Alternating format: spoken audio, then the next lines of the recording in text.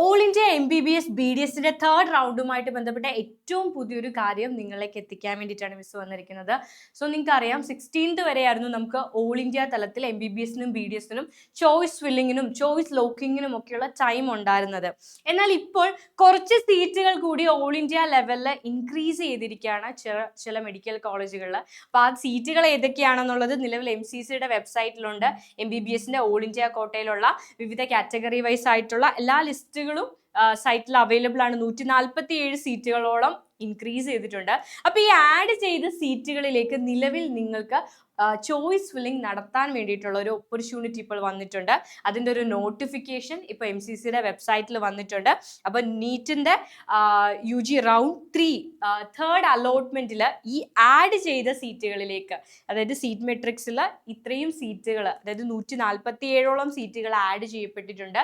ഈ ആഡ് ചെയ്ത സീറ്റുകളിലേക്ക് choice filling നടത്താൻ വേണ്ടിയിട്ട് കാൻഡിഡേറ്റ്സിന് ഇപ്പോൾ ഒരു അവസരം വന്നിരിക്കുകയാണ്. അപ്പോൾ എല്ലാ അപ്ഡേഷൻസും നിങ്ങൾക്ക് ഈ ഒരു MCC.nic.in എന്നുള്ള വെബ്സൈറ്റിൽ ലഭിക്കും. ഓൾ ഇന്ത്യ അലോട്ട്മെന്റുമായിട്ട് ബന്ധപ്പെട്ട് ഇതിന് ശേഷം സ്ട്രേ വേക്കൻസി റൗണ്ട് ആയിരിക്കും. അപ്പോൾ ഈ ഒരു സീറ്റിലേക്ക് ചോയ്സ് ഫില്ലിങ്ങും കൂടി നടത്തിയതിന് ശേഷമായിരിക്കും റൗണ്ട് 3യുടെ റിസൾട്ട് നമുക്ക് എക്സ്പെക്ട് ചെയ്യാൻ പറ്റുന്നത്.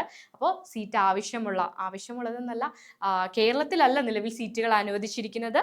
ആസാമിലും കശ്മീരിലും ജാർഖണ്ഡിലും കർണാടകയിലും UPയിലും വെസ്റ്റ് ബംഗാളിലും ഒക്കെ സീറ്റുകൾ അനുവദിച്ചിട്ടുണ്ട്. അപ്പോൾ ഈ സീറ്റുകളിലേക്ക് അപ്ലൈ ചെയ്യാൻ ആഗ്രഹിക്കുന്ന കുട്ടികൾ എന്തായാലും ഇപ്പോൾ തന്നെ നിങ്ങൾക്ക് അവസരം വന്നിട്ടുള്ളതെന്നുള്ള കാര്യം അറിയുക. ഈ ഇൻക്രീസ് ചെയ്തിരിക്കുന്ന സീറ്റുകൾ എവിടെയൊക്കെയാണെന്നുള്ള കംപ്ലീറ്റ് ലിസ്റ്റ് ഇവിടെ കൊടുത്തിട്ടുണ്ട്. അത് നോക്കി ആവശ്യമുള്ള സീറ്റുകൾ മാത്രം നിങ്ങൾക്ക് ഫില്ല് ചെയ്യാനായിട്ട് സാധിക്കും.